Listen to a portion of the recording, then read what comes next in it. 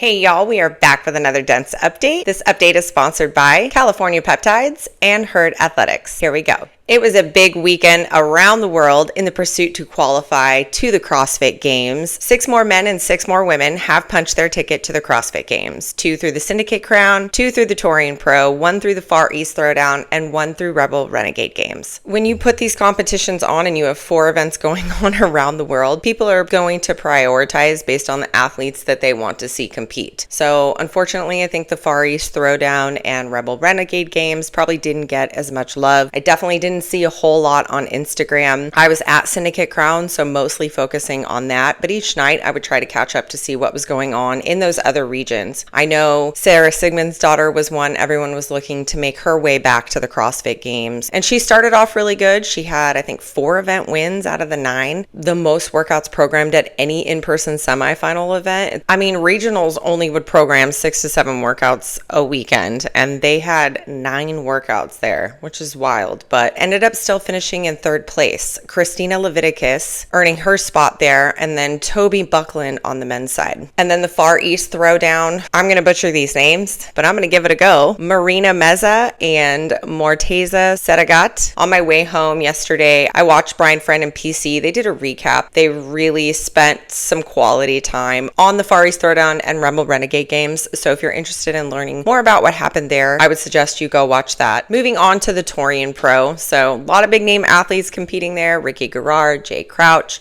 Bayley Martin, Peter Ellis, Tia Toomey, Grace Walton, Maddie Sturt. I didn't get a chance to watch a lot. And what I will say is when I did try to go back, the live stream was hosted on their website. I want to say it was the first day of competition I tried to go back and watch. If I would watch a little bit and get up to go do something and come back, same issue that WFP had.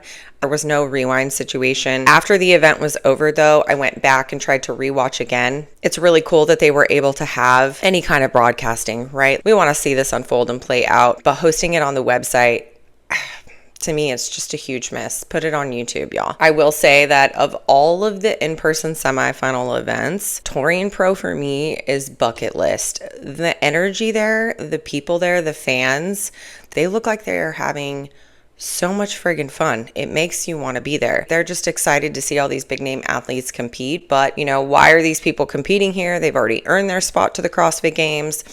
Or why are these people competing here? They're not even doing the CrossFit Games season. That kind of takes a little bit of the excitement away from those that are trying to punch that ticket, in my opinion. I really love that TFX and Syndicate Crown this year both said, no, if you earned your spot, you can't be here. You didn't have those other athletes swaying the leaderboard. You knew everyone there was fighting for their spot to get to the games. So your entire male podium, 2 of the athletes already going to the CrossFit Games, 1 not even doing the season. Amanda Hari put out a recap video.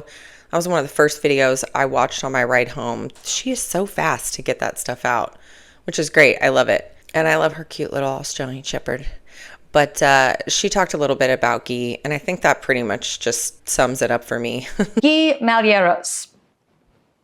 Okay. I said in my last video, I'm not really sure what to do with Ipqe. He kind of comes out and acts like he's retiring and like he's not super into being competitive in this anymore. For me, at the end of the weekend, I want to see the people on the podium that are going to the CrossFit Games. Peter Ellis and Isaac Newman punching their ticket to the CrossFit Games, finishing in 4th and 5th, respectively. And then, of course, Tia Claire Toomey winning the competition, and then in 3rd place, Emily DeRoy punching her ticket as well. Tia Claire Toomey winning every event, but one event taking 2nd place.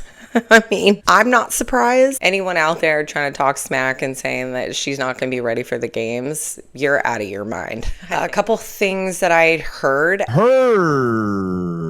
Out of the Torian Pro, Bayley Martin had to withdraw on day 1. He was one of my picks to make it to the CrossFit Games this weekend, so very unfortunate. I think I heard something about a sprained ankle, but then when I was watching the Be Friendly recap, Brian had said, you know, please keep him in your thoughts and prayers. And I'm sitting here thinking, well, for a sprained ankle, seems a little more serious than that.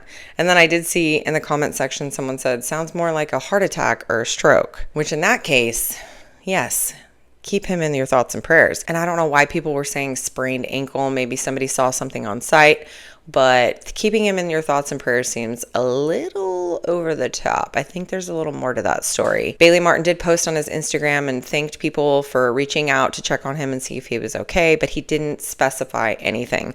And I think if it was just a sprained ankle, he would have posted a picture and he would have been able to talk about it. So to me, that suggests there's something more serious going on there. Everyone's going to say respect his privacy. Like in sports, man, teams have to submit injury reports. That's a part of being a professional athlete. So if you're injured and something happened, we should be able to know what the injury was. Just my thoughts on that. Brian Friend and Patrick Clark went over Touring Pro for like the first hour. So if you want a full in-depth breakdown on Touring Pro, that's where you're going to get that info. Now let's talk about Syndicate Crown. So this was kind of my first time of really seeing how everything works behind the scenes. I had full access. I could pretty much go anywhere. I got a big full picture of this, and I think people really underestimate how much goes into a weekend like this. It's incredible, and I can't say enough good things about Wilson Pack and his team. You can tell that these people really care about what they're doing, and they're all there volunteering their time to do it. And Wilson is in the trenches with them, helping his team. And I think that's why he has such a core team with him that has been around all these years. I think he said somewhere around 25 people that it consistently worked for him over the years running these events. They're just on it all weekend long. Now let's talk about the live broadcast, because that's what everybody is talking about. A lot of controversy there with the commentary. Andrew Hiller put out a video. The fact of the matter is, I know that the Sevan podcast did this on their own dime. Is this true? No money exchanged hands from CrossFit to the Sevan podcast. No money exchanged hands from the Syndicate Crown to the Sevan podcast. It was just the Sevan podcast and however they scrounged together the money to go ahead and do the freaking thing. But it definitely does resonate with me when I hear people saying that the language could be cleaned up a little bit. We're biased. These are our friends. I'm a fan of that type of commentary. Sure, it's not what everyone's used to, but I think that's what I love about it so much. It's not the same cookie cutter bullshit we've been hearing for the past however many years. Having Taylor on the floor and asking athletes questions was just gold. He's tested these workouts, so it gave him a really good perspective and insight to ask some really good questions for the athletes. I know I did see a lot of people wishing that there had been more behind the scenes throughout the weekend as far as in the warm-up areas. I do know the first day was a little tense. Not a lot of smiles, a lot of tension going on in and around those areas. I personally tried to stay out of the warm-up area when the individuals were in there, just because I knew how important this weekend was for them. And through the weekend, I got a lot of feedback about the broadcast. So I know that Friday started off a little rocky, but I think they found their groove towards the end of that day. I know there were some issues with the transmitters on the floor cameras. There was some interference, but I think they figured out what spots kind of caused that and were able to correct that. As far as the commentary goes, I mean, Oh, here it goes! Shit! Holy shit. Shit. Shoot. 2 more workouts to go. If you want to say shit that you'll regret, go on Pedro's podcast. He's doing crazy shit right now. Four legs crazy. And there's people out there who aren't going to like their style. And I've seen a lot of comments from people, and it's typically people who don't already like them in general. And I see these comments like, oh, if you want to make this a professional sport and make it grow, you need to do this, you need to do that. Really? No, I call bullshit. We're a niche community. We are a niche sport. I think we should have a niche commentary. Call it like it is. That's how we are. That's how we are in our gyms. And I think the team accomplished what it is that they wanted to accomplish. They wanted to be different. They wanted to go against the grain and do something different. And I think by the end of the weekend, it was a smash. There's definitely feedback and things they could take away from that and make adjustments. All in all, I got a ton of great feedback. I was a little surprised to hear Caroline Prevost on the Clydesdale Media podcast say that she tuned in for like 5 minutes. I didn't really watch much this weekend, if I'm being honest on it. I watched about 5 minutes of the Ipqe bike one, and then I didn't particularly like the broadcast when they were like talking badly about the athletes, that I just turned it off and continued my training session. And you only watched 5 minutes. And you've already placed your judgment and turned it off. And then goes on to give more criticism of it. You're probably not one who can really speak on it as a whole. So we'll leave that to the people who actually watched the entire weekend. I would say that in general, it was cleaned up pretty darn well. And at the end of the day, the steak was for free, and if you don't like it, you don't have to eat it. There is a razor sharp line between complaining and giving constructive criticism. And just so everybody knows, if you pick up your remote, there's something on there called a mute button.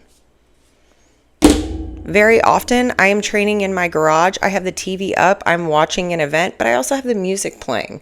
I'm not even listening to the commentary. That's a personal preference thing. But the team is hearing the feedback. They're taking the criticism. Totally okay with that. Someone commented about Taylor's hat. It was a Make CrossFit Great Again hat, not a Make America Great Again hat. At no point in the weekend was politics even discussed until that person was offended by a hat, saying, oh, you Americans, you hate women. Really? Because I'm on the team. I'm very much a woman. There were many women on the broadcast over the weekend. We had Ty Jenkins' mom on the broadcast. Haley Adams came and sat down with the team. Alexis Raptis, Emma Harving. They had actually a lot of guest commentators. Angelo DeChico stopped in.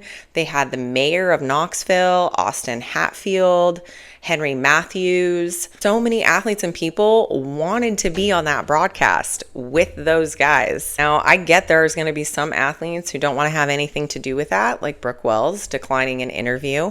Didn't we interview Brooke? I don't have an answer for that. That's a good question. Either she left the floor, didn't want to talk, or, it was a great race at the end. I'm going to be interested to see how the whole entire competition plays out with that. She said no. Yeah. Because we're hearing that Brooke said no to be interviewed. Okay. And I wonder if she's not going to want to be interviewed this whole time, wins the competition, says F y'all, and then walks away to the game. Hey, you know what? Which I think is a total miss. You're winning a competition. You're leading pretty much all weekend long. You win a heat. And you don't want to do an interview. I think in that moment, you're not really realizing how much of a big middle finger that is to the event directors and the fans. You're taking that away from them because your personal feelings about a couple of pundits in the space running the broadcast team. You took that opportunity away from everyone there that was there to make that event a success and the fans that were there to support you. I think that's pretty shitty. I did see on my drive home that Brooke went in and posted back on that first interview. Maybe she got a chance to sit down and read all the comments and see how that first interview came off. But she did have a second interview and pretty much owned it. Yeah, I got a penalty online. That's on me.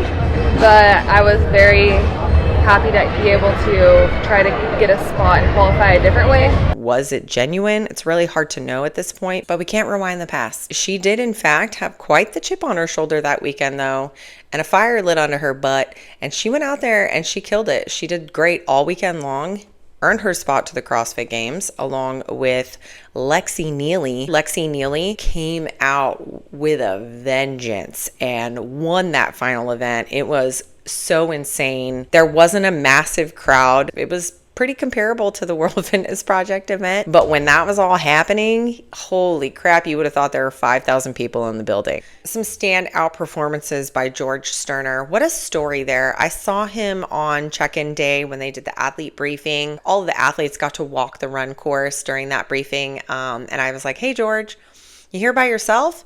He's like, yep, just me. Was a teenage athlete at the CrossFit Games, made it 2019 as an individual, and then just pretty much fell off the map for the last 5 years. And then came back this year, did really well in the Open, did pretty well at Mayhem, showing he could keep up with these guys. And then very impressive here. I really thought that he was going to punch his ticket as well. It was just that last workout wasn't a great one for him to end on, unfortunately. So hopefully we see more of him and he doesn't disappear again for another 5 years. On the men's side, tight race all weekend long. Ty Jenkins pretty much had it locked in. All he had to do was do well on that final event, but the race was really between Jack Rosema and Luke Parker. I was actually standing right next to his wife and baby, and I'm looking at her when she's realizing that he didn't make it, and Luke Parker realized at that point he didn't make it, so before it was announced, he kind of walked over to Jack and gave him a hug. That's tied for second. The spot for Junior CrossFit Games 2-2. And the event winning heavy is the nomination for Jack Rosema. I really like that Wilson chose to add a lot of community activations. The floor was so cool, the layout there. They had spectator workouts and judge and volunteer workouts going on one floor. They had the Kill Taylor workout on the floor. They did an athlete only workout. JY Barbell did his heavy Isabel on day one. Sam DeMester putting it to him really on that workout. A lot of really cool, fun ways for the fans and spectators to get involved throughout the weekend, as well as some of the other athletes that are there hanging out and cheering on their friends and family. But we had close to 50 people for Kill Taylor come out in their yellow shirts and get on the floor and take our big group photo. Those 50 people went and bought that yellow Kill Taylor shirt just to be a part of that moment at Syndicate Crown, and I thought that was a really cool thing that Wilson Pack and his team implemented. Oh yeah, one other thing I want to say, I got a chance to go out to Vendor Village on the final day. Unfortunately, Vendor Village was a little bit underwhelming. One interesting little data point that they gave me, both of these vendors were at Wodipalooza, and Vindicate and Paper Street did better here than they did at Wodipalooza. Think about that. And they are both sponsors of the Sevan podcast. So I just want to say to everyone out there that is a fan and a supporter, thank you. You guys really know how to show up. I did see on my drive home that Dave Castro sat down with Boys Interrupted, Jason Hopper and Dallin Pepper for a little podcast. That was fun. They talked a little bit about the CrossFit Games, and he did mention on there that the Kale Layman situation is still ongoing. I mean, at this point, what's the point? Everything is pretty much over. I do think that they probably need to draw a line through his name on the leaderboard if it turns out he can't come up with videos. Jason Hopper mentioned that it's always been a goal of his to finish top 5 in the CrossFit Open, and without Kale Layman's scores in there, Jason Hopper would be top 5. I think we should put a timeline on that. And coming up this weekend, we're turning around one day home and we're headed to California for the NorCal Classic. A lot of big names. This is their final chance, aside from the LCQ, to punch a ticket in person. I know we've got Alex Kazan, Emily Rolfe, just a couple of names that come to mind. Hattie Canyo. NorCal Classic, keeping the workouts very tight-lipped. It's a secret. I'm hearing they're going to be released Thursday to the public. The one thing I have heard is expect old school CrossFit. Expect grassroots. We all know that NorCal does things a little bit differently. I don't know if anyone caught this little teaser, but right at the end of Andrew Hiller's most recent video, when he talked about going to NorCal Classic and the workouts being released, he showed, I will see everybody this Thursday for the release of the NorCal Classic workouts. Doesn't seem to matter. Andrew Hiller out. Rich Froning shuttle running backwards. So we shall see. That is all for this dense update. Be sure to leave a comment, like, and subscribe to the YouTube channel. And if you're into this sort of thing, go over to my Instagram page. Follow me there for all the latest happenings in the CrossFit community. Dense bitch. She got chalk on her hands, lip gloss on the mic, talking PRs and drama, yeah, her takes ain't light. Deadlifting truths in her crop top fit, and every box know her name, yeah, that dense bitch. That dense bitch. Big brain, not big bench, and when she walks in, whole squad gets tense. She say what she want, no filter, no flinch, dropping CrossFit T with a snatch and a twist. That dense bitch. That dense bitch. Yeah, she built like a barbell, pretty face, big chest, got some cartel. Hot takes with a side of protein. She the queen of the scene in her Metcon dream. That dense bitch. That dense bitch. Got a what and a war to start. Talking smack in the chat like it's modern art. Brains, maybe not, but the biceps hit. And she always bring the fire when she tuck her. Did you hear what Jess did at the 6 a.m.? She got caught skipping reps, now she ghosting them. And Mike's on roids, girl, we been new. That dense bitch got the scoop like a pre-workout brew. No PhD, but she studied your form, correcting your squat while she rides the storm. Opinionated, caffeinated, unregulated, pretty and hated, she's celebrated. She ain't dumb, she deliberate. Big boobs, big takes, she ain't delicate. And when she talks, the room goes hush, cause even the coach be scared of her touch. That dense bitch. That dense bitch. Yeah, she built like a barbell, pretty face, big chest, got some cartel. Hot takes with a side of protein. She the queen of the scene in her Metcon dream. That dense bitch. That dense bitch. Got a wide and a war to start. Talking smack in the chat like it's modern art. Brains, maybe not, but the biceps hit. And she always bring the fire when she talk her shit. Yeah, she loud, she proud, and she benching your man. Takes no notes, but she still got a plan. Call her dense, but she flex on cue. That bitch got the news, and she prettier than you.